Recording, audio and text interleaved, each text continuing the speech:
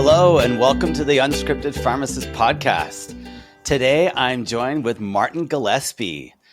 Martin's got some really interesting stories about being a cancer thriver and not just a survivor, which is, I think that's the premise for everything that he does, is that he's a thriver, but also that he happens to have a podcast called the Wellness Warrior Podcast, as well as a community that helps people along their journey back to better health, not just from the realm of a better metabolic outlook and health, but also from the mental health perspective. Very inspiring and motivational speaker worldwide.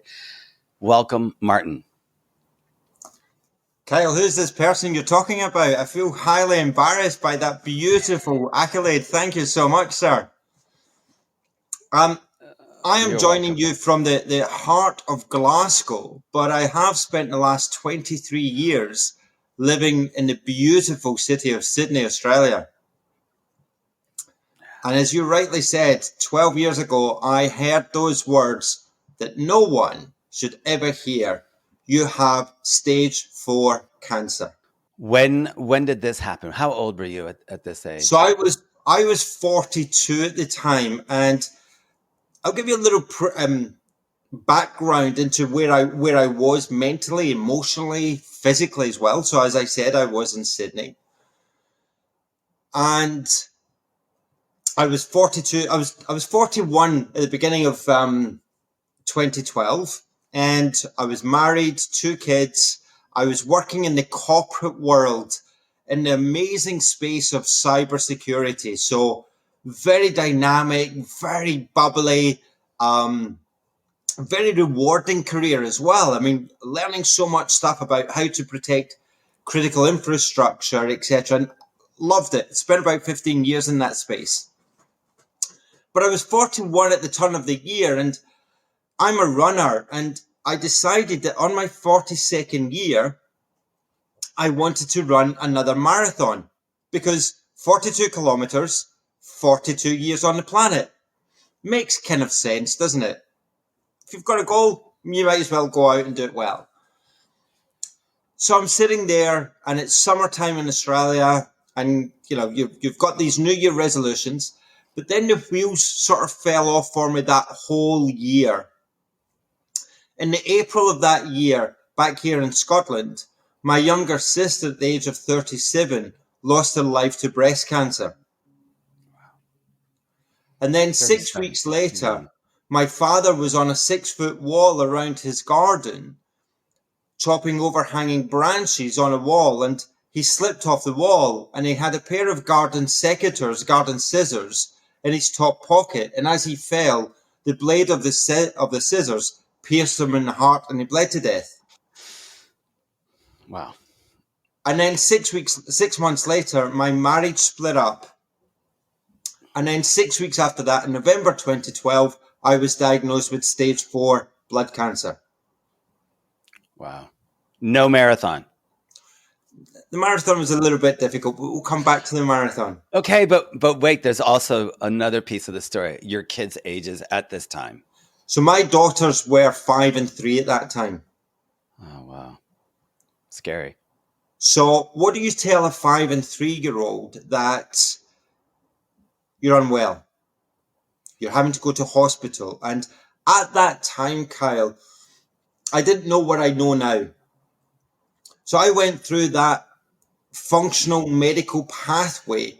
And when the hematologist said, Martin, you need to have chemotherapy or you will die, that was the only vision I had. So I underwent 2.5 years of chemotherapy. And I'll be really honest with you, I was scared and I was petrified. And the 2 key things that helped me get through that, changing my mindset, which meant changing my diet, and asking and receiving help, without which I would not be here today. Who set you in that path? How did you get on the path of nutrition? So that took me on a trajectory of reframing my mind, nutrition. And my first degree here in Scotland is in hotel management with nutrition, but my pathway was going elsewhere. I loved food and I loved learning about seasonal foods and what foods you really need to fuel your body. But when you're in that corporate bandwagon, you're sleeping poorly, you're eating crap foods, you're drinking too much alcohol, but you feel that you're Superman or Superwoman if you're a female, obviously. But you get intoxicated in that environment and you don't really care about your health. And you would have seen this, and there are thousands of men out there, especially in the corporate world, who think they're impervious, or they'll go to the gym but they'll eat crap and they'll drink too much and alcohol. And now the biggest thing that I see is people vaping so much as well, thinking that will not impact their lifestyle. It's a big problem. It's a big problem here as it is. I'm sure it is there. But also trying to break that myth, Kyle, and here we are, two blokes. We need to change the language around help and receiving coaching from other people. Would you say this is more of a problem with men versus women, because there's some huge difference in gender roles and how men handle conflict and versus how women handle conflict? Was that something that you had to kind of find within yourself, or? We learn by cognitive awareness at such a young age not to really show our emotions. And when you're faced with mortality, and to put it into context for the listener, I had stage 4 cancer. There is no stage 5 on this planet. It's stage 4, then you're dead. But I didn't realize how critically ill I was until I walked into a psychologist's office, and it was the woman there that said to me, "Martin, welcome to new beginnings. You can get through this." It's a different perspective. Very different. And well, when you think about it, we don't learn about this emotional well-being of ourselves until we're faced with a health problem. Yeah. A massive, horrible diagnosis. Like, oh my gosh, I caught diabetes. Like, it's a communicable disease. It happened. What do I do? I'm so glad you brought up diabetes, because I was really pleased to hook up with you, because why is it that diabetes isn't sexy? But when you talk about cancer, people go, "Oh, that's terrible." There is this cognitive disability, if I may call it that, in Western society. It's only diabetes. Yeah. You don't die. But it doesn't sell newspapers. From diabetes, you die with diabetes, and people don't realize it's the diabetes, the insulin resistance, that's driving all the other diseases that you really are more likely to die from than hyperglycemia, right? It's the cardiovascular disease, the Alzheimer's, the cancer. It's all those other, shall we say, hidden disease, or basically just symptoms and side effects of your insulin problem, your metabolic dysfunction. And people cry. People will cry in my little office, in my retail pharmacy. They're crying. And all I could think of is, like, I'm not laughing, but I'm smiling, and I'm going, this is your new beginning. This is your wake-up call. This is an opportunity to change your life. And I'm excited for you, because you get to do this. You get to discover a whole new person, a whole new lifestyle. It's an opportunity. It's just disguised, unfortunately, with the diagnosis. It's almost, I use it as a soccer analogy. When soccer players commit a foul, they get a yellow card. This is a yellow card to put you on a different pathway. And unfortunately though, you would have seen this time and time again. A patient goes to the doctor And the doctor sees that patient for 7 or 10 minutes and prescribes them a medication. And unfortunately, that's the majority of people believe that's the only way to cure diabetes. They have no idea what's in store when they come meet someone like you or me. One of the questions I get asked a lot, and I'm sure you're the same, how long will it take to reverse my insulin resistance? How long will it take to have milestones, if that makes sense, on seeing some changes happening in my body? I can go and get a quick fix by taking a pill and feel better. Really? And one of the challenges I find when people open up, when people open up, But you're never coming off. when they understand that in order to be fat adapted, you and I understand what fat adapted means, to be in ketosis, will take you about 4 or 6 months. But you've got to celebrate quite small wins along the way. So if you've been used to eating cornflakes or breakfast cereal in the morning, and you've spent 4 or 6 weeks not eating that type of food-like products in the morning, and you're having eggs and bacon and really good foods, give yourself a pat in the back and celebrate them. Small steps. Celebrate the little steps. In the Scottish language, we Scots have a vocabulary, and I won't use the F word too often in your program here, but we swear a lot. But we also use the letter R an awful lot. And a very small little thing we don't do enough of is taking your left hand, putting it over your right shoulder on a daily basis, giving yourself a pat in the back and saying to yourself, I am brilliant, and your whole body vibrates. You roll the R. Brilliant. Roll the R's, and your whole body has got a different energy. And it brings a smile. I can see you smiling as well. It brings a smile. So it brings a joy to people. But more importantly, it brings a joy to you first and foremost. And if you could start doing that on a daily basis, as well as simple steps. Being mindful. And 90% of it is your mind when you're changing it first. When you're faced with adversity, or you're taking that responsibility to say, I'm going to take ownership of my biggest asset in life, and that's my metabolic well-being. No one else can take care of it. No one else feeds your mouth to feed your stomach. It's your responsibility. it must have been difficult to have that diagnosis and your family basically just unfortunately diminishing before your eyes. How in the world could you still be grateful for your position, your family, everything that you're going through? I think that would have been incredibly difficult to just blow through. So I make no qualms about it.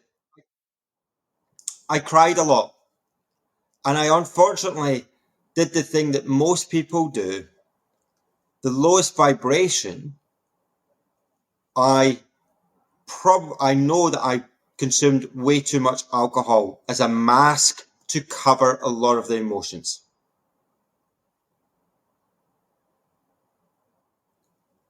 And it's a difficult thing. And, I wouldn't say that I had an alcoholic dependency, but when my local bottle shop knew me by name, I knew that I was doing something wrong. And it's very easy, here we are, I was in my prime, if that makes sense, 40, 41, 42. Alcohol is readily available. But cancer and alcohol are a no-go. Why is that? But you think you're Superman or Superwoman. And, well, one of the key things is that when you look at chemotherapy drugs, the origins of chemotherapy drugs are from the First World War. They're from mustard gas. They deplete your nervous system. Now, when you're adding a toxin such as alcohol onto a depleted nervous system, your body is out of sync. It's all over the place. And one of the side effects I had of chemotherapy, which didn't help when I was consuming a lot of alcohol, is a thing called a lack of B12, or is medically known as peripheral neuropathy. No feelings in my fingers and in my toes. And you mentioned there my kids were young, they were 5 and 3. So to play craft with them or to do drawings or play Lego, I didn't have that cognitive awareness in my fingers. So your whole emotion becomes haywire, if that makes sense. You're trying to do your best, but you can't do that. So you have to look at your lifestyle and go, alcohol, when it ferments, is basically sugar. Sugar and cancer are a no-go. So you had a vitamin deficiency. Yep, vitamin deficiency. And here you are in Australia. This is summertime in Australia, a bit like in California. It's beautiful. You're out in the sunshine. Absolutely. Sugar and glucose are a problem for a cell that loves glucose. Yeah. One of the key things I started learning, and I made a few mistakes. So I went to see some dietitians and nutritionists. They didn't really care about the drugs that you were taking. All they would do would be pulling out the standard, at the time, standard Australian diet, which is very similar to that in the US, the standard American diet, which if you take the first 3 letters, it's SAD, it makes you feel depleted. And they would be saying, eat cereals in the morning, believe it or not, have 10 to 12 vegetables a day, have very lean amount of meat. Nothing was ever discussed about sugar. So I went out and I invested in blenders and juicers, and I would make all this stuff up. And you're spending all this money just trying to put all this stuff together. And Australia has a very similar lifestyle, if that makes sense to America, but it also has a very big underbelly that between Australia and the between Australia and the UK, they have the second highest diabetes rates in the world. Obviously, the highest one is in the US. And although you have this image of Australia being beautiful and healthy, I'll give you an example. In Sydney, there are more fast food restaurants beginning with the letter M than any other city in the world. So you've got the same problem that we have, fast food like everywhere. Well, it's almost that conveyor belt, Kyle, that, at kids' sports events, they get a voucher for McDonald's for winning a race. A trip to McDonald's after your run. Well, that plus fizzy, carbonated, you call them sodas, fizzy drinks. Incredible, the growth of carbonated drinks that people consume in Western society. Australia, the UK, the US, and most of Europe, the Coca-Colas, the Gatorades, the Powerades, the Red Bulls, they're all basically carcinogenic strong toxins, but then they advertise them with the word diet on them, which is just stupid. Yeah. Nobody loses weight on diet soda. Sorry. I would rather encourage people to drink the real sodas than the diet ones. At least you kind of know what's in the real ones. With the diet ones, it's this sludge of crap that's in them. It's so deceiving, though. It's so not only is it commonplace, but we are lost in our understanding. It's almost I actually think our generation and our parents' generation, the witchcraft, if you want to call it that, or the subliminal messages I'm going to blame the movie Mary Poppins. Because in one of the songs in Mary Poppins, which was created in 1964, one of the song lines is, "A spoonful of sugar makes the medicine go down." So that was 1964. Spoonful of sugar. 1971 in the US started the sad American diet, and the vilification on President Nixon in 1971 stood up there and said, "We have got a war on cancer." Well, now 50 years later, do we have a cure for cancer? No, because there is no interest in curing cancer from a health economical point of view. It's better keeping people sick. And now we have modern diseases such as Alzheimer's, Than a cure. Absolutely. dementia, type 2 diabetes.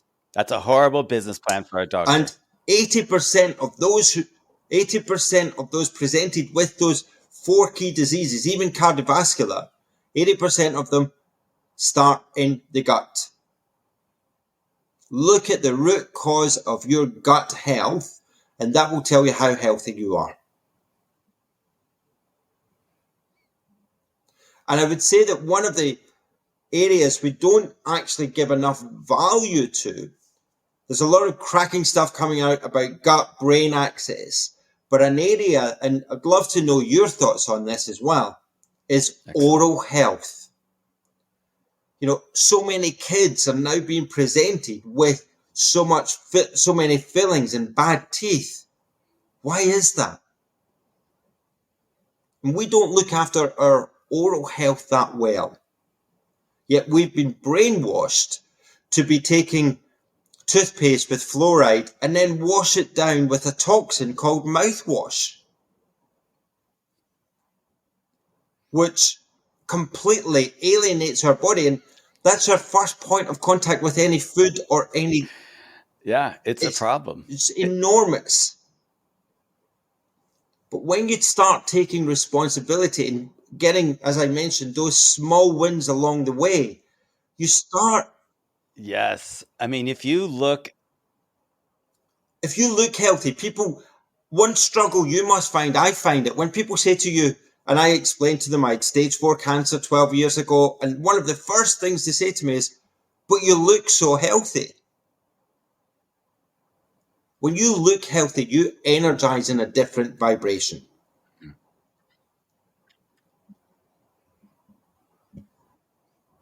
Definitely. You feel that. And you know that other people around you feel the same. They can feel the change in energy. Hugely. And it's an outward appearance is your confidence. It is. Your and health. Then and you people become do recognize fearless, if that makes sense, because you value things like sleep. You value rest, right? You value getting up in the morning so that you can do some grounding, so that you're getting the natural sunlight, so that you're getting beautiful melatonin onto your skin. And you attract a different tribe of people, right, without ego. You value it because of what it means to, because you've seen it, you've seen how well it works in your life and your lifestyle. So you wouldn't want to miss out on it. It's because you know the benefit. And there's so many people that don't know the benefit because they don't know how to go about just the process. How do you change your mindset? How does it start? Like, to me, it starts with gratitude, right? If you have gratitude, negativity can't exist at the same place. It's just, I'm so grateful. And if you make it a habit, like what you're talking about, patting yourself on the back and saying you're brilliant, right? That is a vibration, that is a positivity that kind of radiates from within. And that's what gratitude to me is. I look back and go, man, I'm so grateful to be here. I can't believe I'm doing this. What a great life. What a great journey I'm on. This is purpose. This is life. That kind of inspires me to get through my day. But I'm also going about those unsexy, routine, people may consider very boring parts of life. Yeah, I'm going to bed early. Yeah, I'm getting some sun. Hey, yeah, I'm getting my daily exercise. Even if I don't like to do it, I'm doing it because I know that when I don't, I feel horrible. And I know that when I stay on this path, I am the best version of me that I can be. As you are, and you were faced with this horrible diagnosis, right? Here you are. You could have just drowned your sorrows, and you just would have been another statistic. With, But without doubt, I and think that what you were getting at before we had that little connection issue is was the how do men handle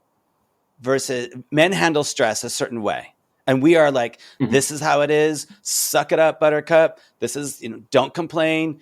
You know, this is your life. This is what you chose. This is your responsibility. And women handle it very differently. So how? Because you've spent a lot of time working on people getting in tune with their mindfulness, with their feelings, as well as their hardships, and working through them. How have you helped so so many a people? lot of it is like this, these conversations.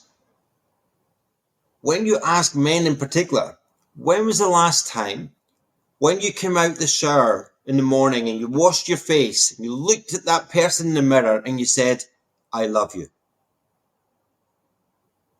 But it's not just the words, it's from your heart.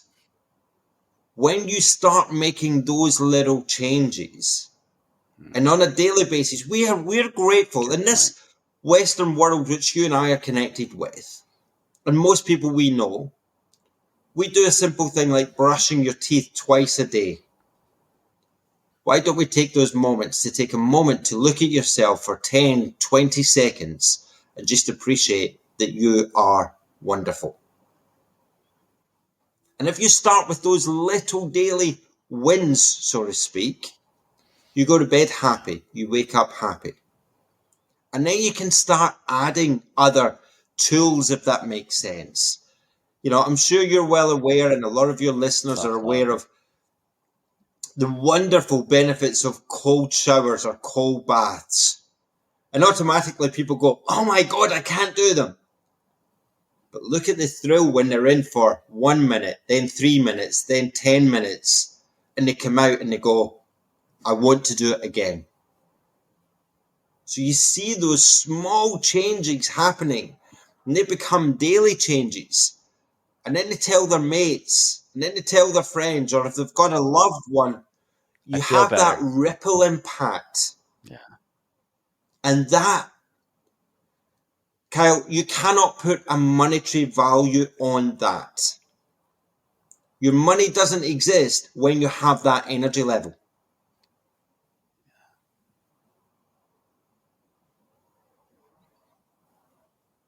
Right. What's the money for, anyways? You You can't can't take it take it with you. with you, without doubt. Look, money is great, don't get me wrong, but it's a transaction. It's basically for paying bills. But when you're healthy and you're up here and you go, let's go and do a hill walk, let's go and do a cold water swim. I remember a few years ago, and this might be a bit weird, believe it or not, in Australia, we get a lot of snow. There's a certain area in Australia in winter that gets a lot of snow. A group of us went on a Wim Hof weekend. So basically, we were exposed to the cold with very little clothing on. We were in ice cold water, and we're talking in terms of degrees centigrade here, we're talking about -8. And then we would go on a hill walk with a pair of snowshoes on, a hat on, That's cold. gloves That's really on, cold. and a pair of Speedos, pair of swimming shorts. That was it. It was exhilarating. How long We did were you in the immerse? water for about 10, 15 minutes, and we were on the hills for about 4 or 5 hours. We came Oof. back, and honestly, it was like a nightclub when we came back. We were all hugging Wow. and, Good for you. hugging each other, almost dancing. I'm It was brilliant. but you can also get some small wins, little small wins that I help people change. A Yeah, and dopamine party. but one of the downsides in the society we live in is that we're so exposed to ultra processed foods, chemicals. And what I don't think people understand is that by 9 o'clock in the morning, most people in the corporate world, for example, have been exposed to over 150 toxins on their skin before 9 o'clock in the morning. Now, I'm talking of toxins such as they wake up in the morning, what's the first thing they do? Right. Pick up the mobile phone. So the blue light into their face. They scroll through, they see that somebody's put a meeting on in their diary, so they get that nervousness happening. That all happens. Your liver is the one that's trying to regulate all of that. Then they go for a shower and they grab the 3-in-1 or 5-in-1 shampoo that's full of toxins onto their skin. Within 20 minutes, that's in their bloodstream. They'll grab a coffee, or they might grab some breakfast cereal, breakfast Pop-Tarts, or some crap. Then they take the kids to school, drop the kids off, their pressure point. And they wonder why, 10 years' time, they've got, if you talk it from a man's point of view, they've got man boobs, the beer belly, and they go, oh, I didn't think I was getting on well. Yet, then they go to the doctor and they want that quick fix. Or they'll come to people like you and I, and they'll go, help me, but can you get me better in 3 months? Yes, you can make some quick wins in 3 months, but it will take you, if you've had 20, 30 years of crap going into your body, be patient. This is a slow process, but within 12 months, you will be a different person. But it is different for everybody, if that makes sense. Some people will be in 6, some people will be in 18 months. But if you want to take control of your life, because one of the key things I mentioned there, right? But who cares? about You're being on the diagnosed journey. with cancer. Cancer is in your body for 12 to 15 years before it presents itself. Diabetes is the same. And here's a big call out for those who are still cynical that, it's only type 2 diabetes. Type 2 diabetes will shorten your healthy lifespan by 15 to 20 years. And within that time scale, there is a 60% possibility that you will get another comorbidity, such as Alzheimer's, dementia, or cancer. If you want to go down that pathway, on you go. But if you want that pathway of having a long life, being healthy, start taking responsibility for your health. If you're the 90% that isn't healthy, you should probably do something about it. Like go get some labs, because there's a really good chance that you have something wrong. And I think so many people are being missed with our current medical guidelines and not checking insulin or looking at the cholesterol in the proper light. It's triglycerides and HDL, not LDL. I see so many people that have normal or low LDL. Doctor just glosses over and says, you're fine, but triglycerides are high and your HDL is low, and say, oh, you're fine. As the person has, visceral adiposity where they have a bigger than normal belly. You're like, I don't see how you could possibly think that you're okay, or how your doctor could think that you're okay and give you a healthy diagnosis here when obviously there's something wrong. And I feel like the screening's horrible. I think people are so misled. I think there's so many people walking around with pre-diabetes and don't know it. I mean, that's half the population either has it, diabetes, or has pre-diabetes. That's 1 out of 2. Look around you. Get tested, but get tested properly. And I think you got to have the right resources at your disposal. You obviously know how to navigate the healthcare system. So it wasn't wasn't easy for you, I'm sure. You have some background that's helped you get what you needed. You make a great point. I work with a collaborative team of people. So when I have a client coming to me, I will recommend that they'll go and see an integrative medical practitioner. I cannot prescribe to go and get blood tests, but I have some people around me that can do that. One of the major benefits of having a good team around you, and this is where health coaching has a team of people, a good integrative medical practitioner will see something I won't see. A good pharmacist would see something I don't see. And our personalized care for that client is the number one focus. You mentioned there, and I think one of the key things about coaching, I have the capability to go, cholesterol, this is what it actually means in your body. A doctor is not going to take the time to explain what it actually is. One of the tests that, explaining to people the insulin test for HbA1c, explain to the client what that actually means. For the last 3 months, this is a snapshot of the amount of sugar in your body. Then you can see the wheels in motion going, right, okay, so I can't really lie saying that I only had 1 glass of wine 3 weeks ago. Nope, we're going to see that. Oh, and by the way, 90% of patients or clients lie. If they say they're having 1 glass of wine, they're having 10. It's sad but true. A lot of people do have some knowledge. I have to say that. Now with the super age of social media, Instagram, Twitter, etc., people do have a bit of curiosity. But that's where I think a lot of the trouble can also lie. If we take, for example, in the US, in the UK, Europe, and Australia, one of the fastest growing areas of well-being is that of supplements. And you would have seen this hugely in the pharmacy world.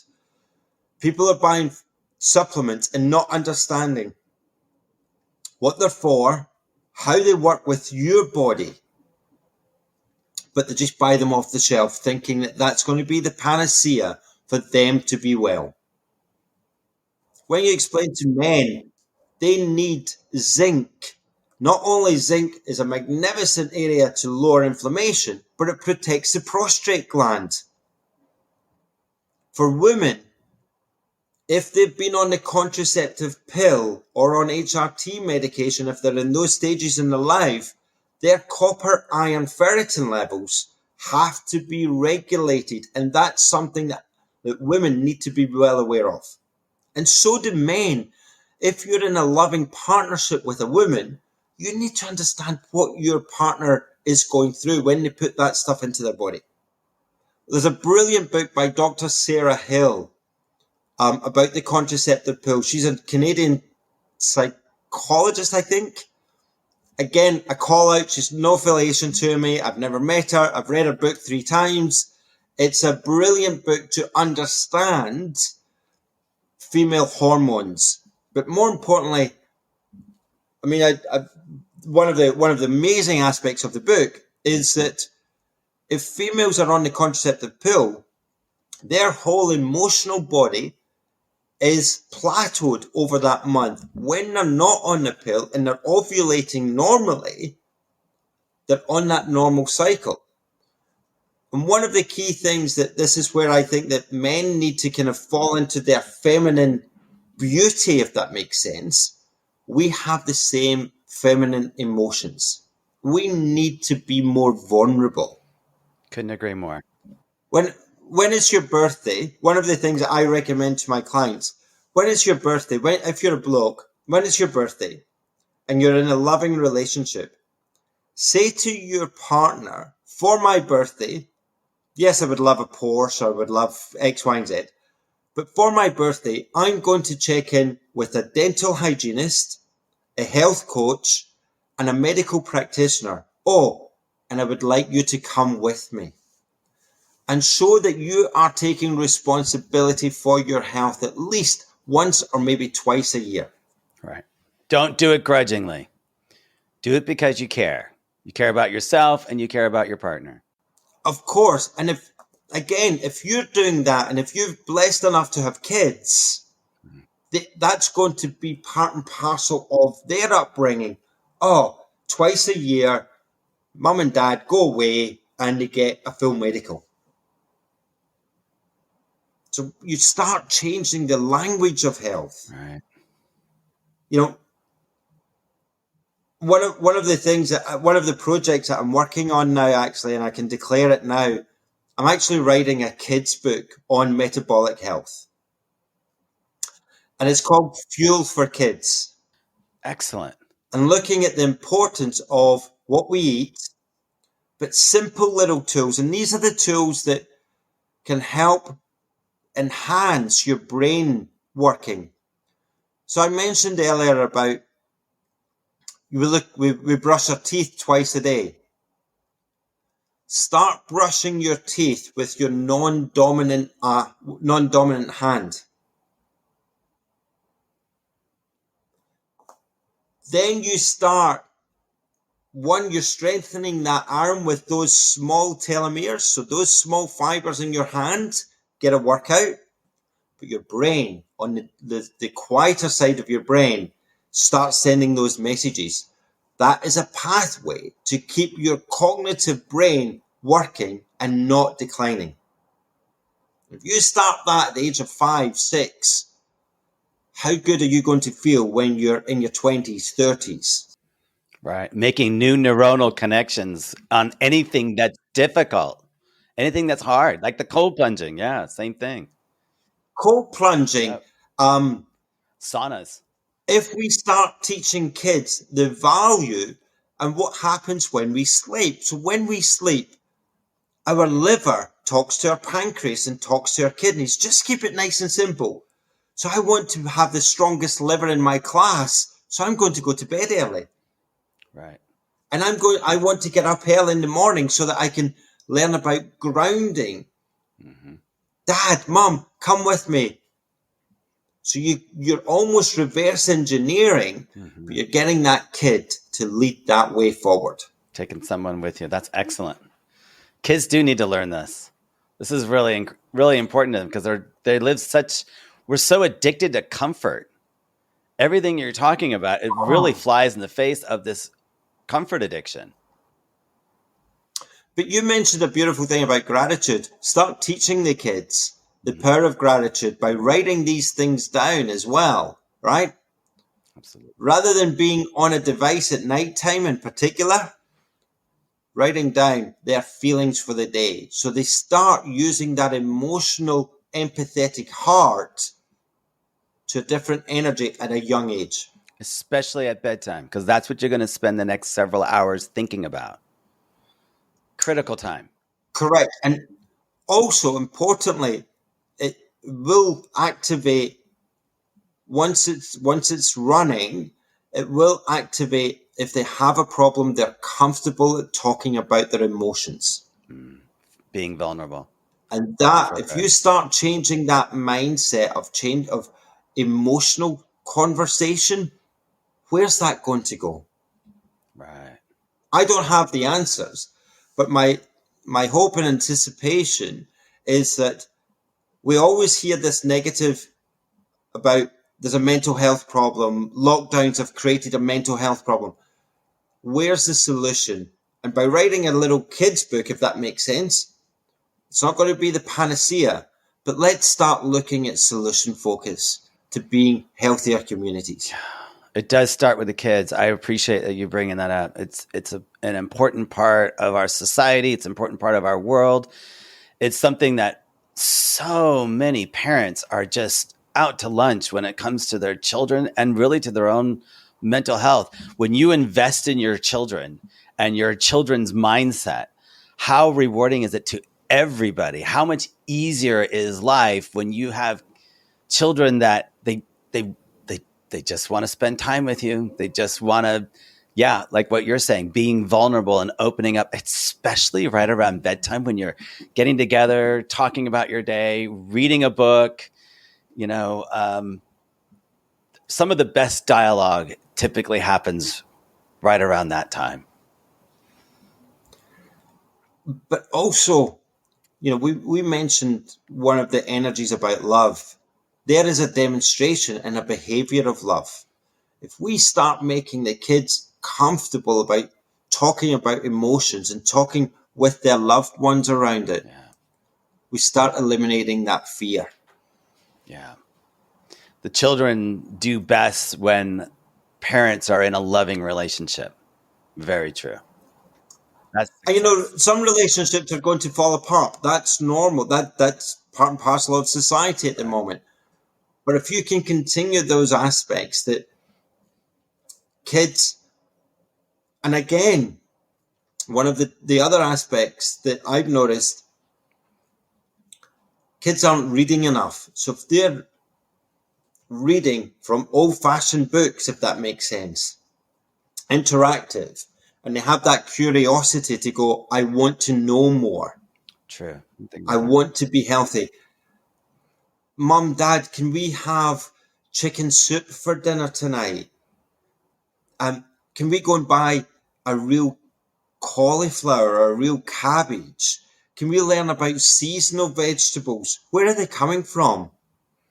Right. If we start those questions at a young age, Yeah. what's stopping us from giving it a go? Right. And you brought up oral hygiene several times, and I think there is some data to show that I think it's gingivitis is the number one cause of inflammation, and maybe the number one cause of cardiovascular disease, which is the number one cause of death in the world. Right? Gingivitis, Yep. inflammation of, and this really took off because of agriculture 12,000 years ago. Ever since then, we've got rotten teeth. If we look at old dental records, we look at, 100,000 years ago skull, we see that their teeth are beautiful. They're perfect. They're not dying from cardiovascular disease. How is it that now we have this huge influx in gingivitis, this kind of subacute inflammation that could be very well exacerbating and making insulin resistance worse? And this could be what's driving cardiovascular disease, just as an initial insult, on top of all the other things that we've talked about: poor sleep, garbage food, seed oils, sugars, carbohydrates, the sad diet. But I think you make There's a a good point here. when again, one of the key things. So gingivitis, or is particularly in wintertime, dry lips. So let me ask you, what is it most people put on their lips? They'll put a lip balm or A Vaseline, toxin. Yeah. which is a massive toxin. Yeah. Where does that go within 20 minutes? Into the bloodstream. Yeah. I don't think people get that. I don't think people understand when they inhale something, it goes into the bloodstream. When they put things on their skin, it goes right into the bloodstream. You might as well inject it. I don't think people understand. So where can people go to look up these toxins? Because I know of one place, a good source is called EWG, and you can look at the water supply in your area. You can look at all different toxins. You can look up your deodorants. You can look up your shampoos. Where do you suggest that they go? Is there an app that they can use? So that's a great question. I've yet to find a one central point, if that makes sense, because when you think about it, Kyle, there are so many products out there. Right. So I think if we strip it down a little bit for the listeners, start looking at the ingredients on what you're putting onto your body. And a little segue there, we spoke about oral health. One passionate thing that I'm really, as well as nutrition, our skin is our biggest organ. Yet the majority of people abuse it in a subconscious way every single day with the use of the washing powders that they wash their clothes in. Right. Now, not just the clothes that you and I are wearing right now, you're looking at the clothing and the bed linen that we sleep in. Right. Please start getting rid of those highly toxic. I know they smell, you think that they smell beautiful as you walk down the shopping aisle. Magnesium salt, bicarbonated soda, and any type of oil. When I say oil, things like eucalyptus, lavender oil, put that in your washing machine. One, your washing machine will have a longer shelf life and you'll reduce the toxins on your skin. Very good. And another call out, when you look at the vegetables and fruit that we're buying, please, when you get them home, get them into a sink, a spoonful of bicarbonated soda in cold water, and wash the glyphosate off those products. Yeah. Or you could be like me, you It's, don't eat any vegetables, so there's no washing. No I've waste. been carnivore now for about 5 years. So when I say to people, I'm carnivore, and I have to laugh, Kyle. I'm glad you brought that up. There's no My waste. hematologist, my hematologist would say to me, Martin, I don't agree with your lifestyle, but your biomarkers are so good. You should have relapsed at least twice by now.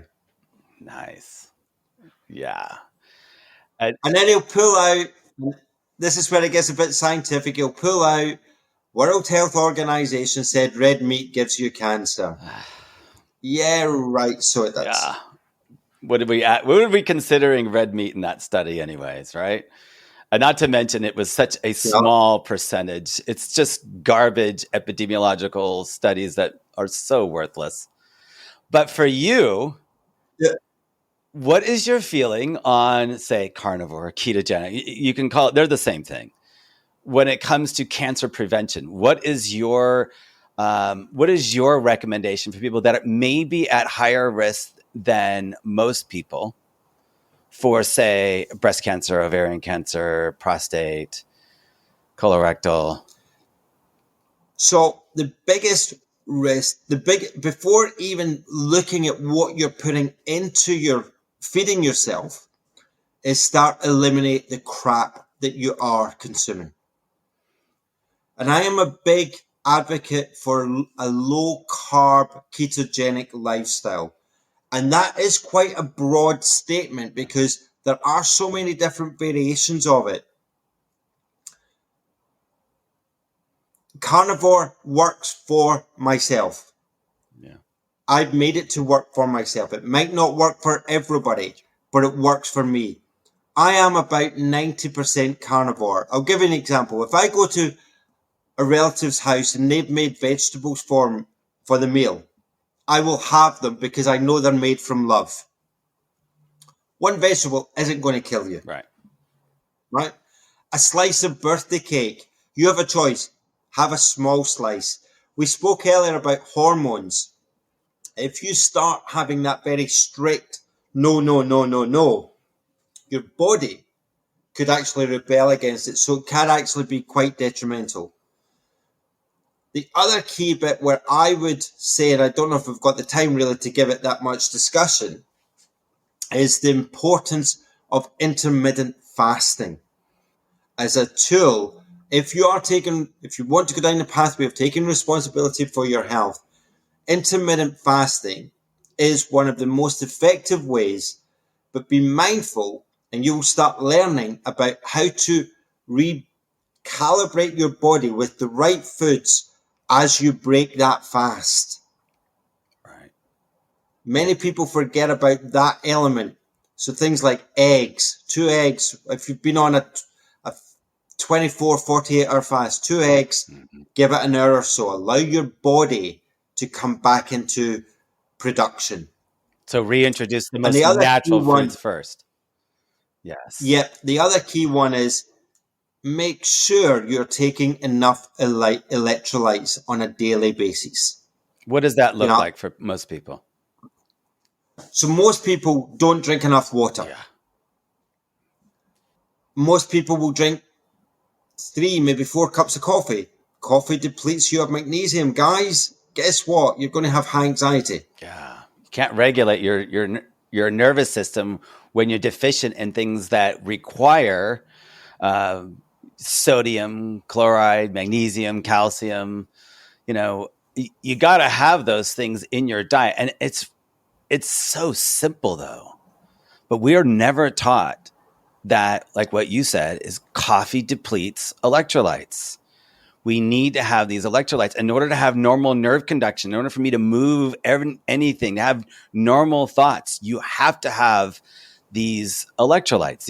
It's just salt. It's not that difficult. Adding it to your drink, pinch of Celtic salt, Himalayan salt. You can add, other types of salts, but it's critical. You're right. There's a huge difference in energy when your electrolytes are where they should be. So, one of the things that I advise people, I've got a glass here, so it's about 500 mils, so half a pint. That with a spoonful of salt first thing in the morning. Please don't try and gulp it all down in the one go. Yeah. The initial few weeks, it's going to taste like crap. Let's not beat about the bush, because you're recalibrating. We spoke about oral health. Right. We're recalibrating the brilliance of our tongue. Right. And our jaw. When we're eating, for example, when we're eating meat, I don't know if people understand this. When we're eating meat, we're chewing it. Therefore, we're getting the right bone structure happening in our face. Yeah, crazy, huh? We would look different. When we're eating carbohydrates, they're blowing our face up. You and I are skillful enough to actually, we could have 10 people standing and go, too much carbohydrate, anemic. You could write them off. Yeah. What's happening with those people just by looking at them? Yeah. It's really obvious. Cortisol, stress, lack of sleep, all of it. It doesn't take very long. Cortisol, I have to say, Kyle, one of the biggest things that I've seen in the last 6 months is what I call cortisol jet lag. Cortisol social jet lag. Burning the candle on both ends, and more importantly, people jumping on aeroplanes, going to other locations, not understanding that that's got a whole massive impact on your circadian rhythm. Right. Have you ever done, this is, we're out in the weeds here, but have you ever done a CGM when you've been traveling between Australia and Ireland? So when I've traveled from Sydney to Glasgow, I don't eat on the plane. That's just sleep time. I fast. Okay. One, the food is awful. Two, you're sitting on your backside for almost 30 hours, so you're not really moving. Yeah. So it's a prime example to fast. Otherwise, you get pretty constipated. Wow, and also you feel like absolute crap, and that's going to impact your jet lag. Right. We are, I would say, unfortunately, over the last few years, we as grown-ups are causing ourselves a whole lot of damage by shift working. There are so many people working late at night and then first thing in the morning. Yeah, awful. So they're putting the blue light. I mentioned there about the blue light first thing in the mornings. They're putting that on. They're going to bed too late. They're not switching off. Yeah. They're on a pathway for lowering their body, their healthy longevity, hugely, 10, 15 years. Right. And they're going to age hugely. Yeah, I usually tell... Now, if you're in a job that allows you to travel everywhere, that's great. It's kind of sexy, if you want to call it that. But be mindful, it will come at a price. And one of the key things that, again, if you are working in that industry, say you're working and you've made that chosen career to work in the airline industry, which, airline pilots, we need them. Yeah. But a little hack for those working in that, when they get to their destination, their final destination, make sure that they're in a hotel that has a steam room, a sauna, and they can detox a lot of those toxins off them. Good point. And get some sun. The sun's got to be the biggest reset for you. Get some sun. And again, we spoke about grounding. Get out onto the grass on bare feet and lower your cortisol levels. Discharge, yeah. Because another key thing that I've noticed is that people are not breathing properly because they have too much cortisol. And when I explain that cortisol almost mimics the way sugar floats in your blood.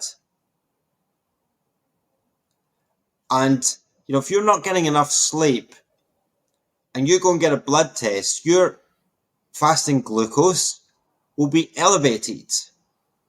If you've got too much stress, it'll be elevated. And a lazy doctor will say that you're pre-diabetic or on that diabetic spectrum and prescribe a statin for you. Yeah. Yep. ACE inhibitor, metformin. Yeah, you got 3 scripts to get started with.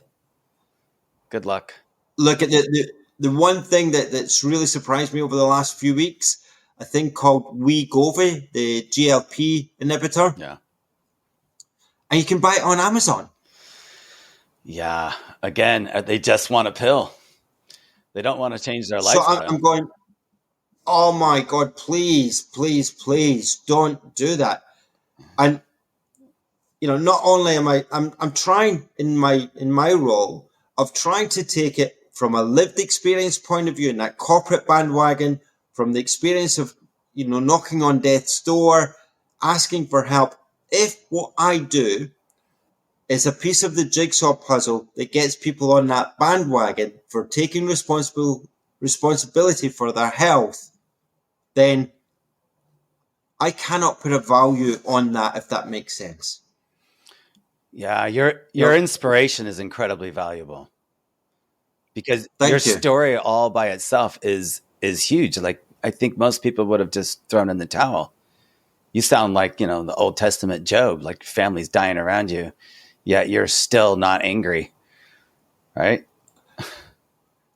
Look, there were times when, the bottle of wine and the swear box are next to each other kind of stuff, right? Yeah. But also, I'm very aware of my journey, and I'm going to say something, and I know that you'll get this.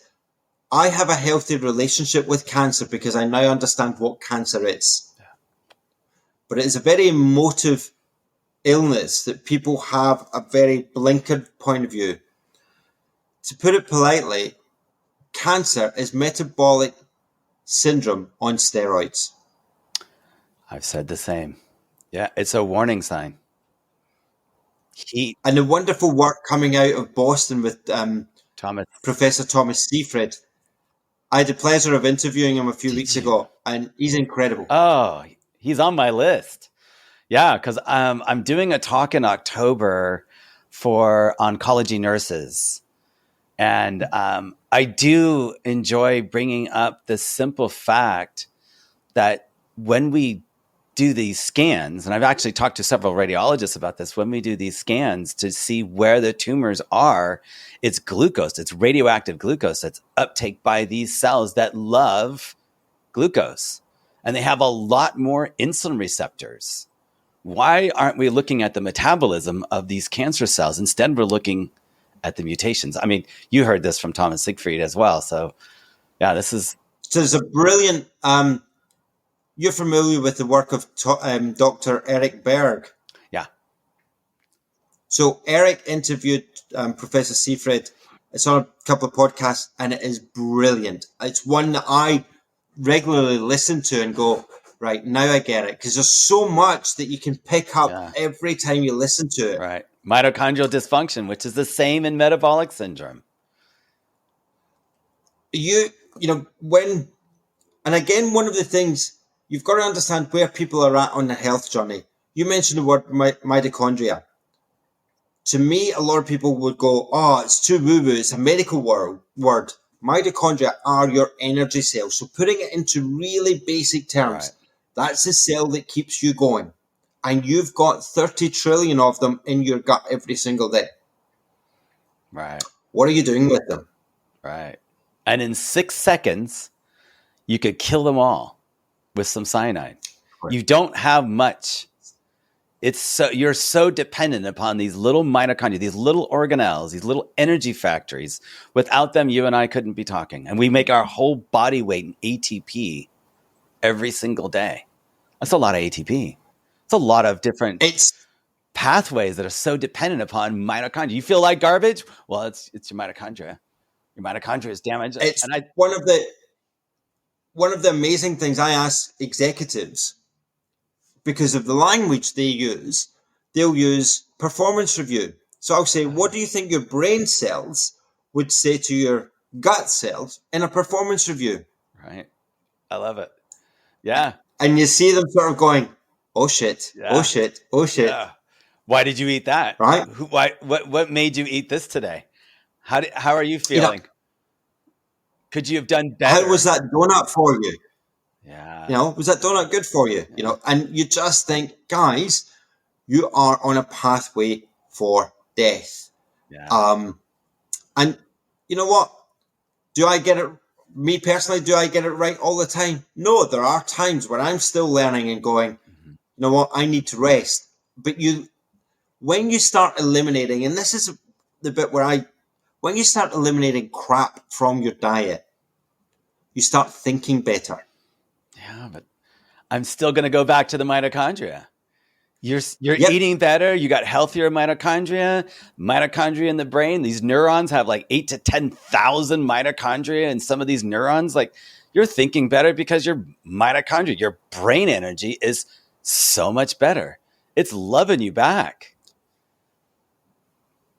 One of the amazing things, and it's not expensive. Stop putting crap on your body. Things like, here we are in summertime, sunscreen. Yeah. And in Australia, it's huge, right? You can just imagine it. Same in California, massive. Why do we burn? And this is a bit where I'm sorry to say this, but human beings are really stupid at times. Let's put sunblock on. Well, let's look at the ingredients. They're full of toxins. That person got sunstroke. Yeah, because they're full of toxins. Right. Not because of the sun exposure. And I think there's also a warning here as well. I talk about an acronym called HOTI, healthy on the inside, but you can also be TOFI, tall outside, fat inside. Mm-hmm. So you've also got to remember, you could be metabolically quite thin, but on the inside, you could be diabetic. So when we spoke there about personalized medical care and personalized coaching, you've got to understand what's happening underneath the skin as well. Right. And a lot of people don't get that. I had a client, for example, who 7 years ago was morbidly obese, and she took herself here in the UK. She took herself to Turkey and got a gastric sleeve put in, and now wondering why it's not working. Yeah, didn't fix her relationship with food first. Okay, so we need to start from when you were 12. Yeah. Why are you eating? What are you trying to? What's your relationship? I've had some other clients where the biggest joy I see, the biggest reward I have in my job is when I get an email saying, I'm no longer taking this medication thanks to your help. Yeah. That's the best feeling in the world, huh? You just go, shit. And then I've got mates going, my vegan daughter is eating meat now. Thanks for all the stuff that you keep sending me. Wow. That's a big deal. And I'll be really honest.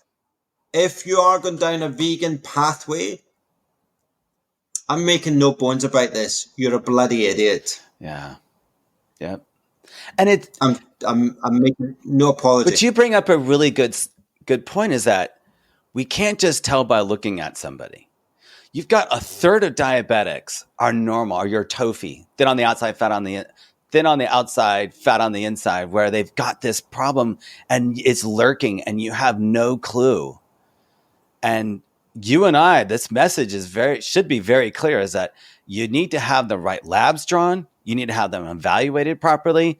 Unfortunately, I hate to say it, you can't just trust any doctor to interpret your labs properly. This takes a little bit of a I don't know what percentage of the population we are trying to help people with their metabolic problems, but there isn't a lot of us to turn to say, hey, I've got some lab results. What does this mean? Right? And oftentimes you and I are going to go, well, you need a fasting insulin, or you need a lipid panel, or I don't see your liver function test. I'm trying to assess you as best I can. But it's not always obvious by looking at somebody.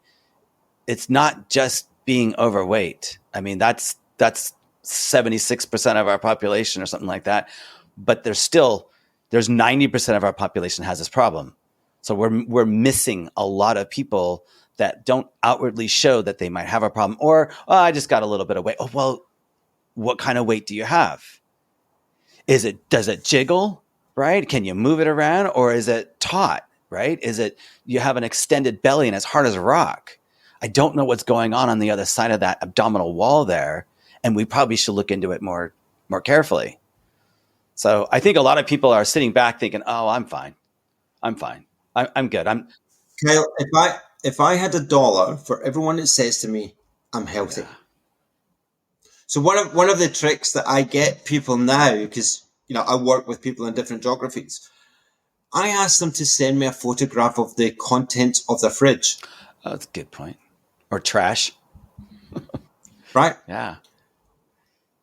And also, I ask them, where do they store if they're using spices or any salts, etc. And then you can see the tomato sauce, the Worcester sauce, all of this stuff, and you go, right, okay, so you're eating healthy. Okay. Mm-hmm. The tomato sauce is basically 50% sugar.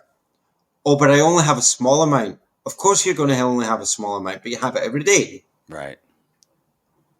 So you learn a lot with seeing the content of not just their blood tests. And one of the call-outs, actually, are you familiar with the protocol, the Bredesen protocol? Mm-mm. So Dale Bredesen is California-based. I'm certified in his protocol, and his protocol is to prevent Alzheimer's and the decline of Alzheimer's. And Dale has worked a lot with people like David Perlmutter, some of the icons in the US. Heather Sanderson has just released a book on prevention of Alzheimer's, and her premise of it is that in several of the clinics she's responsible for, she's put those who've been diagnosed with Alzheimer's on a ketogenic diet over a 2-week or a 3-week period. They can remember their relatives and loved ones. When they take them off that diet, they decline their health. Yeah. I've seen similar results with keto esters, exogenous keto esters. Yeah. And I think there's about a third of them that will improve their cognitive function almost immediately. Between people like that, and I'm a huge fan of the work that Christopher Palmer's doing. Yep, mental illness. Apps. For me, one of the key things is getting this message over. The work that you're doing, even on this podcast, and that I'm doing on my podcast, it's about getting that vehicle over, so that the beauty of podcasts, people can listen to it in their time. They might come and see you and I for an hour or 2 hours, but they can listen to these snippets of storytelling of going, all right, okay, here's a little tool that I'm going to try. Right. They'll be out walking the dog or on a bike ride or a run, and they hear these messages and they go, right, I want to know more. Yeah. It's amazing how much this has changed in the last 10 years. Holy cow. Oh, I mean, 10 years ago, I was trying to sell diabetics, hey, you should think about intermittent fasting. Have you thought about and they just look at me sideways like, this is 10 years ago. Like, why would I do that? I'm like, well, because it reverses diabetes. It's the ketogenic diet. Keto what? Like, ketones are dangerous. Like, everyone was telling me that. I remember seeing like I think it was El Pollo Loco, and it had like the first keto burrito, and I remember taking a shot next to that, and I was so excited because the word finally showed up. Keto finally showed up somewhere, and I couldn't believe it. I was like, things are changing. This feels really good. I can't wait for the day where everybody knows about this. And it's, you run into people all the time. Oh yeah, I'm doing the carnivore diet. Or, oh yeah, I'm doing the ketogenic diet. Almost everyone's either tried it or they're doing it and they know about it. Yeah, but you also have the cynics going, Yeah. oh my god, you can't eat that, Yeah. while they're chopping into some ultra processed crap. Right. And you sort of go, oh god. Right. And they're worried about the one little laboratory finding in the carnivore diet is the LDL cholesterol goes up. And you're like, of the one finding that doesn't correlate well with cardiovascular disease and outcomes like death, but look at all the other things that you've improved, right? You've decreased these are all the different factors of the metabolic syndrome. Your waistline got smaller, your triglycerides dropped, your HDL went up, your blood pressure improved. Like, all these things are improving, but you want to point out the cholesterol. Okay, well, I think the cholesterol is absolutely vital to our existence. And let's get beyond this discussion about LDL. I think once we kind of hit this thing out of the park, like what we're finding with these lean mass hyper responders, people walking around with incredibly high LDLs for long periods of time, yet they don't have a calcium score. Like their heart is totally clear, right? And they have very, very small, they have very few ApoB particles. They have very few small ApoB particles. The LDL particles around in their body are big and fluffy. It's a number, but we're not looking at the particle size, which I think, there's a lot of data to support that the fact that LDL particle size correlates very well with cardiovascular disease. These people and other people, familial hypercholesterolemia people, a very small subset of people, have high LDLs for decades, and they don't have cardiovascular disease. Their vessels are clear. I really want us to move beyond this, and let's stop the statin. Let's stop this discussion about cholesterol because it didn't get us anywhere. It got us here, sick and fat.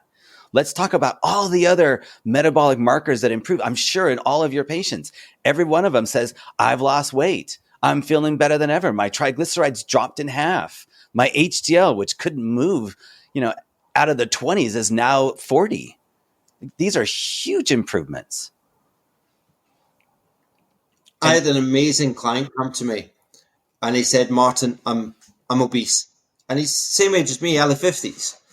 And I said, okay, how do I help you? I said, within 6 months, the one thing I will warn you, you will have to go and buy new clothes. And Kylie said a beautiful thing. He said, my wife would have so much pleasure buying me thinner jeans. Yeah. On your movement down. You've already got it. You've got your goal, right? And he's going, I just need some help. And I thought, we spoke earlier at the start of this around breaking those myths about men asking for help. He's got his motivation, and he'll get there. But that's what's cool is that when we see a patient, we don't see them from how they are currently.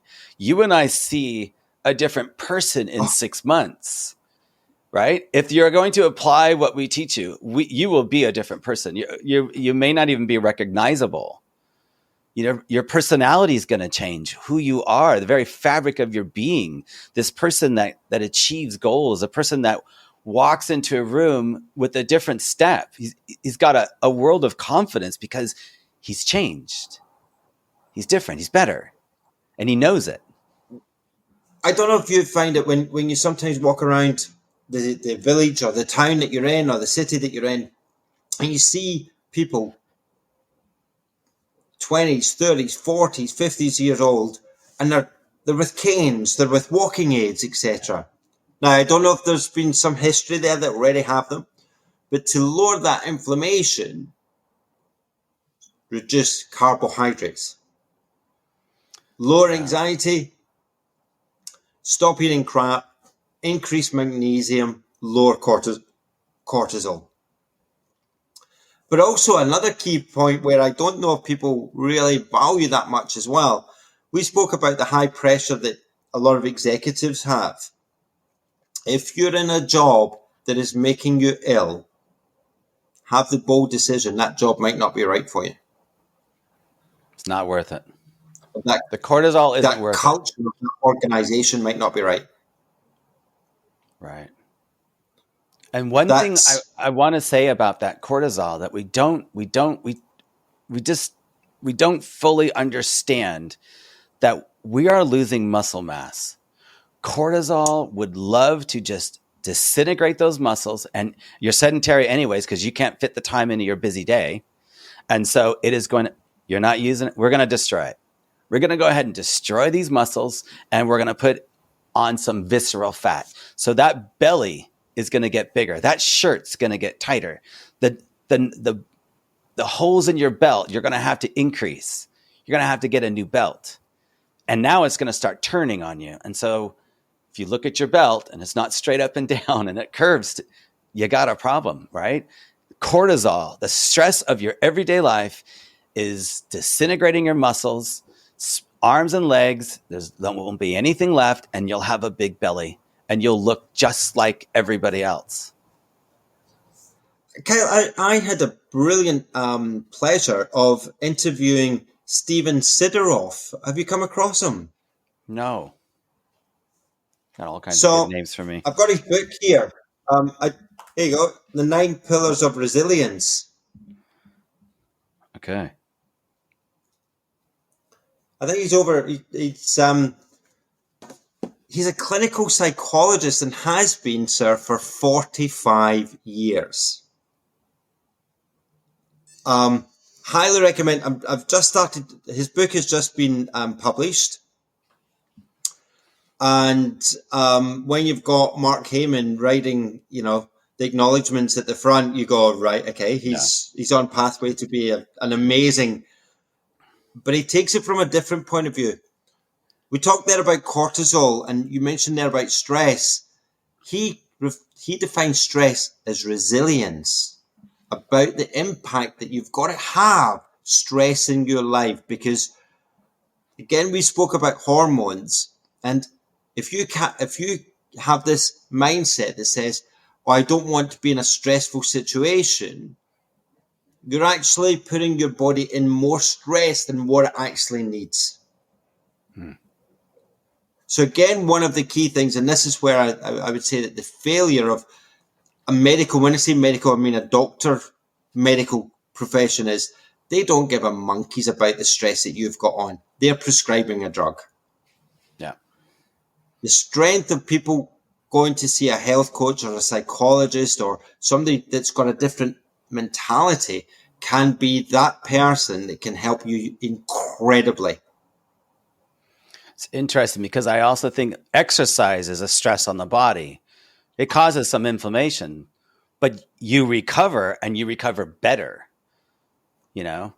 It's that resilience that exercise creates, not to mention, the whole ketogenic lifestyle and how ketones help muscle stay resilient so they're not subjected to cortisol and breakdown. Man, this is some good stuff. We haven't mentioned that F word, fat. Yeah. The importance of fat, real fat. I'll give you a very personal story on this. My daughter, she's now 17, but several years ago, she sent me a note and said, "Dad, do you know anything about brain health and nutrition?" And I was doing some work on the brain and the brain pathways, etc., for medics in Australia. So I got into that teacher mode, took a photograph, sent it to her. And now she was 14 at the time. And what I thought was brilliant, she actually handed a paper in to her school on the importance of paleo diet in marathon running and why that is the best way forward.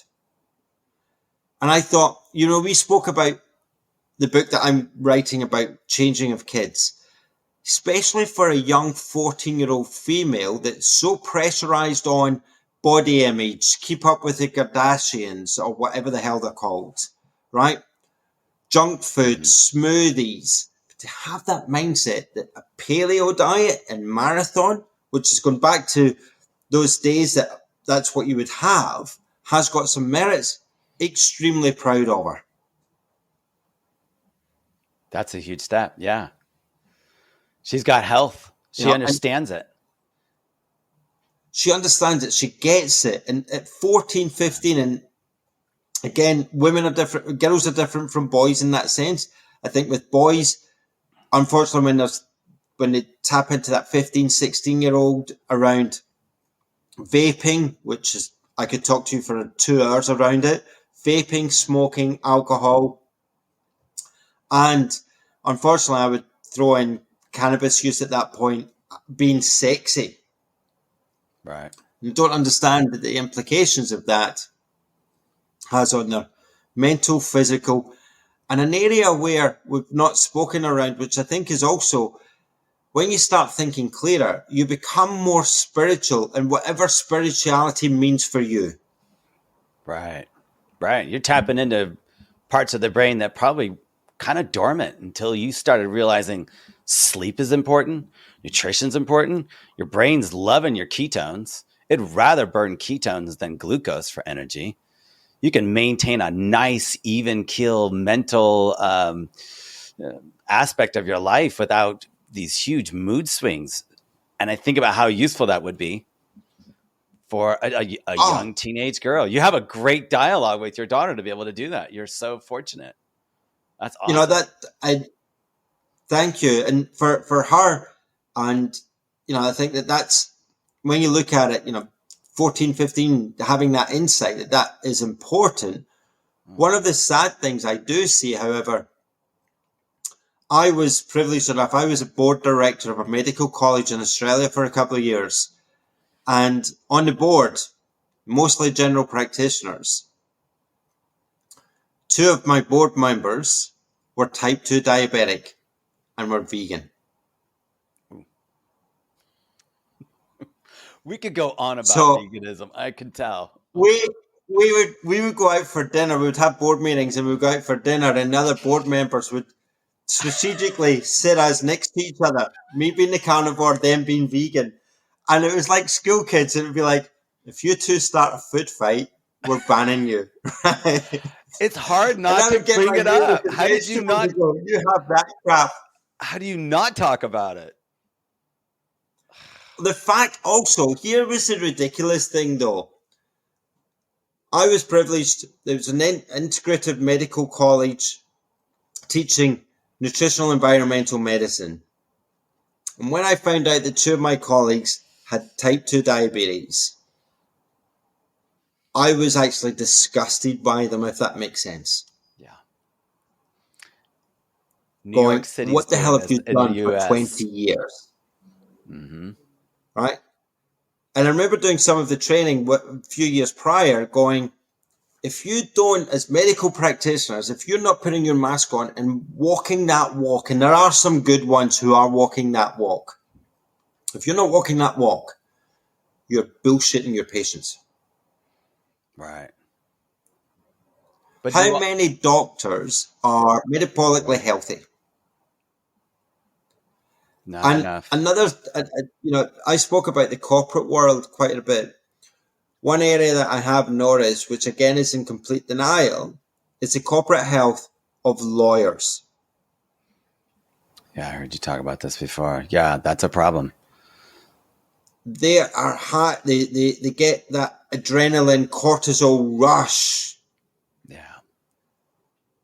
But a lot of them are metabolically unhealthy. And I'll give you an example. I was coaching a very senior executive in Australia, and he was spending $30,000 Australian dollars, so that's about $20,000 a year, a month on cocaine. Wow. Yeah, he's enjoying that dopamine.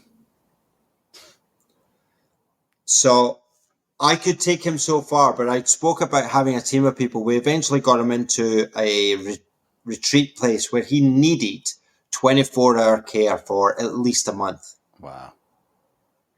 As that tough love to go, mate, you keep doing this, you're going to die. Yeah. Talk about addicted to comfort, though. But you can strip it down as well. How many people do you know that will have that 3 o'clock in the afternoon rush of a high energy drink? Oh, yeah. Everybody. Now, fair play to the people who've seen that as a market and went, yep, put it out there. And look, I'm not impervious. 20 years ago, I was taking some of that. Don't get me wrong. You know, we all had a life before we started becoming enlightened with what we're doing. But when you start on this pathway, it does become a drug. And I have to say, I am guilty at times of going down that rabbit hole on YouTube going, what about this? What about that? What about that? And you go, Yeah. I need to go to bed. Yeah, well, you know what though? There's so much information that it's. I mean, I become quite addicted to something completely different now. I'm addicted to the information. Oh, or this fear of, oh man, could I learn more? What more can I learn? And how much more could I share? And how can I share this? Because I'm constantly thinking about this. How can I share this in a way that everyone could understand? How could this make sense to anybody and everybody so the wheels don't stop turning? I mean, it's a good thing, but at the same time, I'm thinking that is kind of a lot of what I talk about and think about is how can I help? How can I make people's life better? How can I make everything more understandable? And I still come back to the same tool. I still come back to that CGM, that continuous glucose monitor. When I go, you gotta know, like we could talk forever about what do foods do. But when you see it and you go, all right, this is what poor sleep's going to do to me. This is what this food's going to do to me. That's where I feel like this is something that everybody needs to have for at least just one sensor, 2 weeks, whatever sensor you want.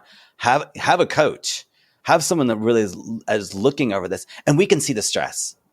Here, here, I would love to see cocaine on a CGM, but it probably skyrocket, right? You'd be like, wow, what did you do? Like either you did a whole bunch of push-ups or you did 3 or 4 lines in your office. I don't know. I can't tell. But that's to me, it's like you don't know anything about your lifestyle until you see. I mean, again, this is a proxy for insulin.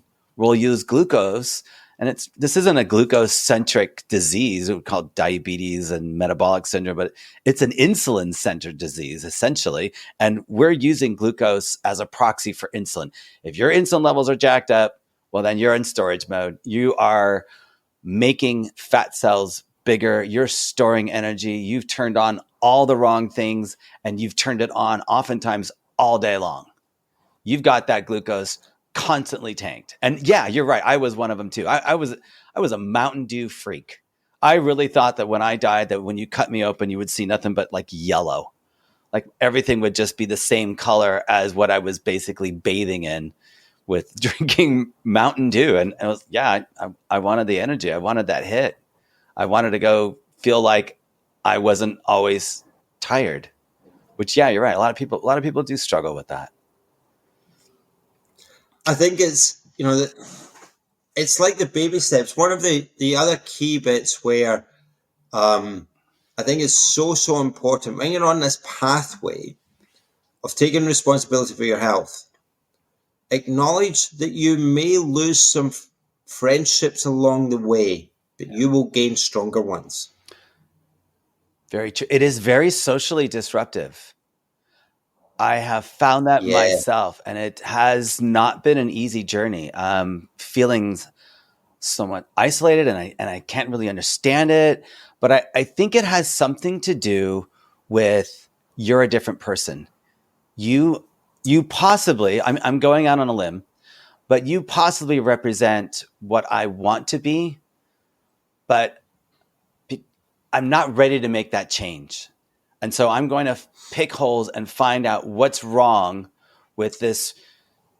On the outside looks so perfect because you're healthy as heck. And I want to be like that, but I don't have the guts to ask you how you did it. What does it feel like? What is your journey? Right? I think a lot of people, I don't want to say jealous. It's not the right word. Envious. You represent something that they almost feel is unattainable, so they pick it apart. They criticize it, and yeah, I know in the Verta Health study, the divorce rate was really high because people lost a lot of weight. So you are a different person. Your mind thinks differently. You talk about different things. You are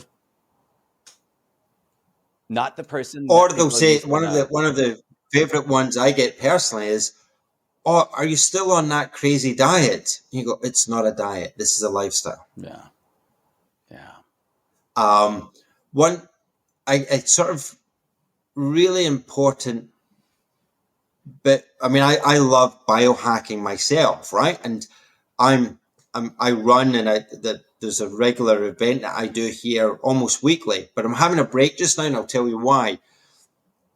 So there's a thing called Park Run here, and it's a free event every Saturday. And in my local one, there's over 500 people that do it on a Saturday morning, 9:30 in the morning. But one of the things that I've got a smart device on, I'm trying to run 5 kilometers as fast as I can, so 3 miles, with my heart rate at 140 or below. okay. So it's something that I've been working on, and I've got it down to 139. And then I did a 10K run, a 6.5 mile run. It was a men's 10K 2 weeks ago. And I said, you know what? I'm having a break from running for 6 to 8 weeks. I have put in a lot of effort. I've got another couple of races I want to do later in the year. But I want to do other things, go to the gym, back swimming, allow the body to change a little bit. And I think that's an important thing. We mentioned sleep. Having a break is so fundamentally important. If we look at it from a young age, Monday to Friday, we are programmed to go to school and have the weekend. Please make sure, a simple little tool that I'm trying to do myself is having a digital detox once a week. Oh, I like that. That's cool. Yeah. Disconnect. Throw the phone You away. start telling your mates, you know what, I'm not going to call you on Sunday because I'm divorcing my phone and my laptop on Sunday, and I'm going to read or go for a walk or go outside. Right. I might not be available on the phone. So there are simple little tools. So if you try that, even if you try half a day, and this is a call that I have. So if you're our age and you've got family and you've got other siblings around in your household, making them aware that you're trying to do these changes. Yes, they'll take the mickey and they'll try and criticize you and go, what the hell are you doing? Then they'll start seeing the changes and they'll go, I want to be like you. Right. And I mentioned one of the tools that when I'm coaching people and say they've got teenagers, like I've got 2 daughters, etc. Having a sheet of paper on your fridge door with, blue tack or magnetic on it, in 2 or 3 days of the week, all choosing the same day to have a cold shower. So you're all holding each other responsible. Wow. That night, say it's a Wednesday, the Tuesday night, you're all sitting there going, who's going first? Oh, no, I can't go. Right, so you're building that up. So whoever's up first and blah, blah, blah. And they're all having them. But it also connects. We spoke there about connection is really important. It'll connect that household Oh, it'll together. connect with a bunch of screaming. Ah! A bunch of screaming, a bunch of this, a bunch of that. But again, it will create that ripple impact. The kids will go, oh, mum and dad are doing cold showers and we've got to do them. Therefore, that reprogramming occurs. Yeah. I live on a river, and I recently got my 6-year-old grandson and my wife to join me out on the river. And it's always 50 degrees. It's snow melt. Beautiful. Oh, it's so easy. Like, you're hot. Okay, well, let's go in the river. We'll take care of that right now. Let's do this until your skin starts tingling. Right? I mean, it's good for him. He enjoys it. He's like, okay, this is a challenge. Grandpa's doing this challenge. I can join him. This is a fun thing that we can do together. So yeah, it's you're changing the family mindset and the atmosphere in such a way that it's like, okay, we're going to do some hard things, guys, but we're going to do them and make it a fun thing. Disconnecting from your phone is a great idea. Just no To me, electronics. I've struggled a little bit with the detox of digital kind of stuff, Right. but the intention is there, and I've said to my partner, "This is what I'm doing," and she'll cheese me off and send me text messages going, "Stop looking at your phone. I'm standing here." She's keeping you honest. That's good. Because again, one of the pillars I think of metabolic well-being, where I don't think there is enough value, and that's of laughter and humor. Yeah. We become very serious, and we have done in the last 4 or 5 years due to that pandemic. However, we need to have whatever humor is your type of humor, having a good laugh. The ability to laugh at oneself is so important. Especially in times of stress. Humor comes through. Man, the things I think about when I'm stressed is like, oh, this is just, oh, you can't even say that out loud. I think I had a job interview one time. This was actually for UC San Francisco residency program. And I just remember this movie, The Jerk. And it's Steve Martin. And the very beginning starts off with he's a white guy, right? And he has no rhythm. He's like, I was born a poor black child with no rhythm. And for some reason that came up in the interview. She said, tell me a little bit about yourself. And I was like, well, I was born a poor black child. I couldn't help it. It just came into my head. I thought, all right, well, that's the only way I can cut the tension is to say something that I thought was funny. I don't know. Humor seems to be the best cure for stress, for negativity, it just completely changes the mood, the feeling, especially in a home full of children. Humor is critical. We can't take ourselves too seriously. Look, my step granddaughter, I was with her on the weekend, and I said,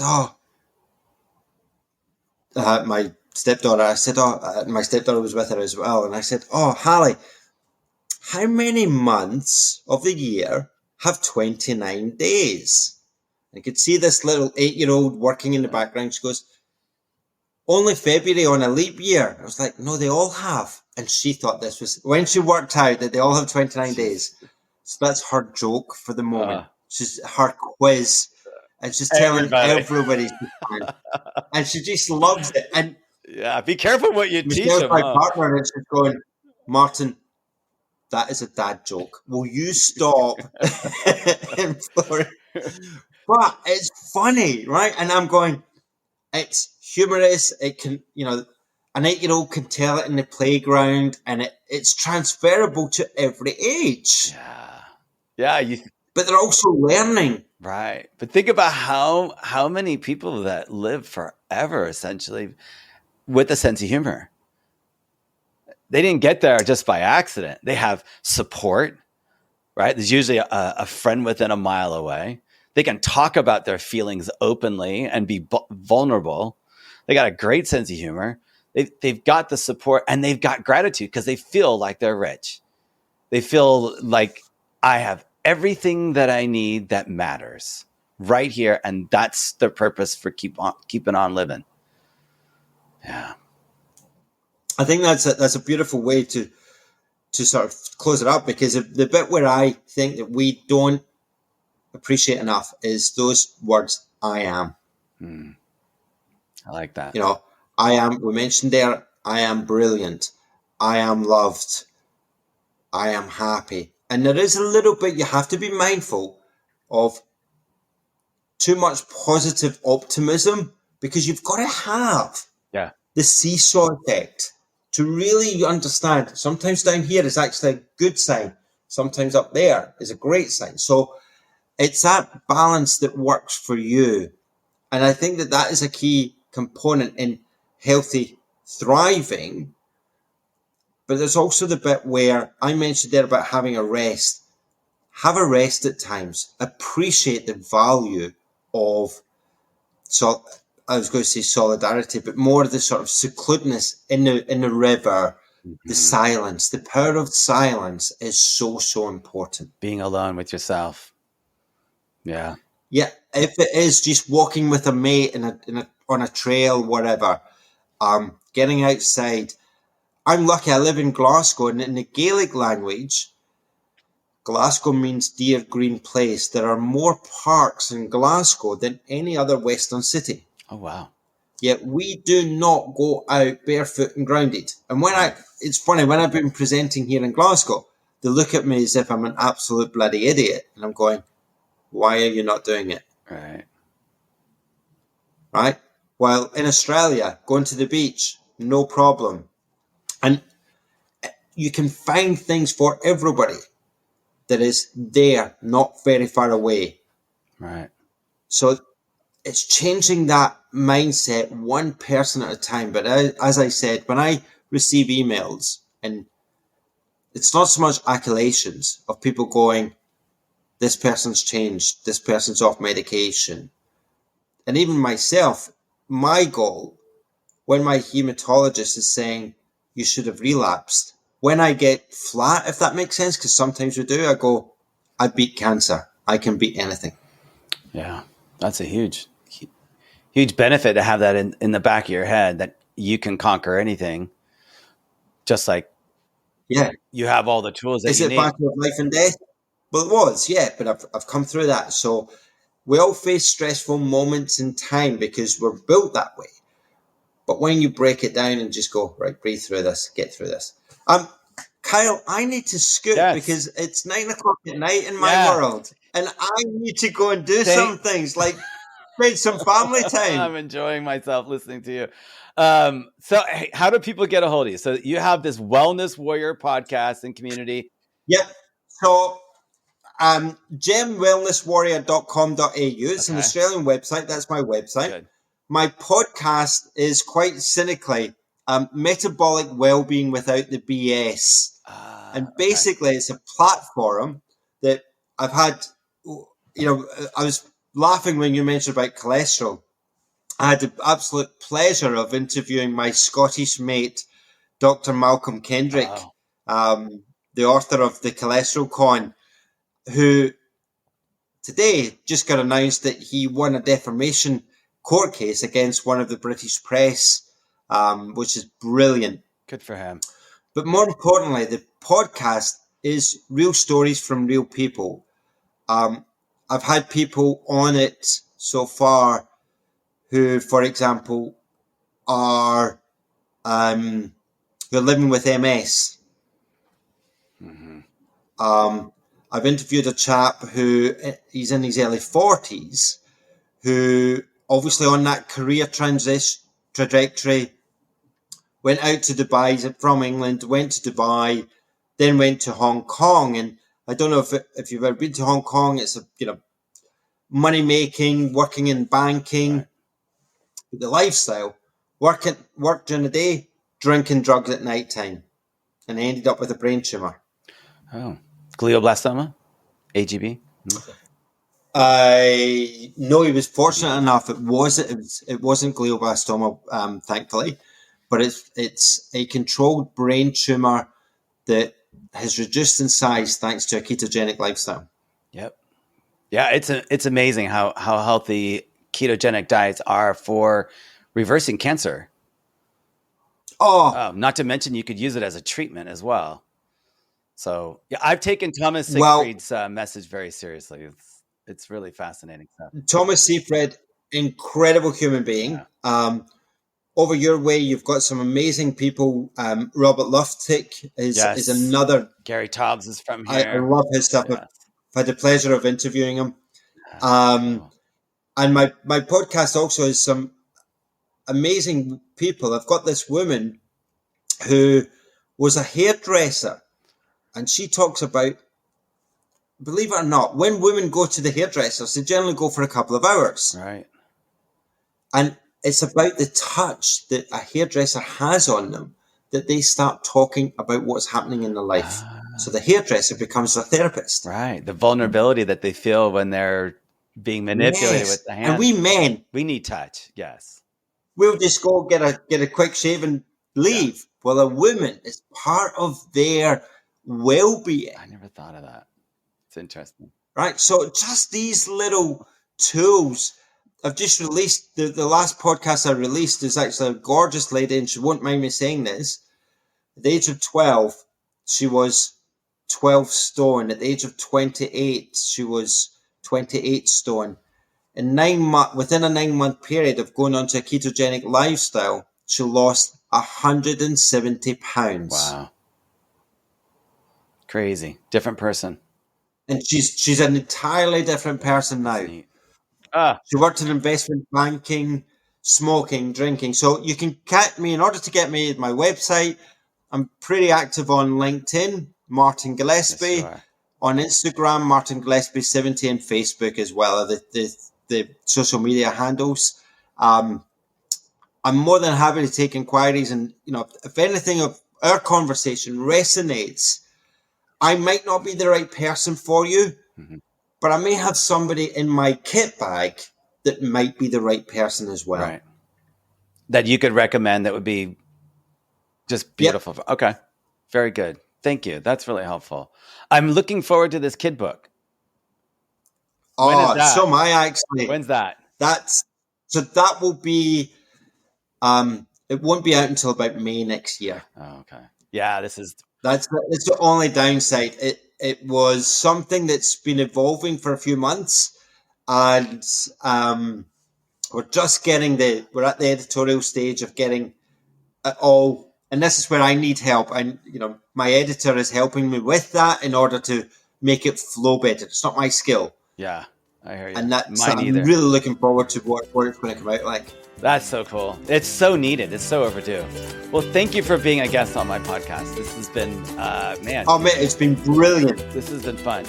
I mean, we could probably talk to hours about, all the benefits of keto and cancer, as well as all your personal amazing stories with the clients that you've helped over the years. This is fun. All right. We probably should sign off. That was great. Thank you so much, Martin. I appreciate it. My pleasure. Thank you, sir.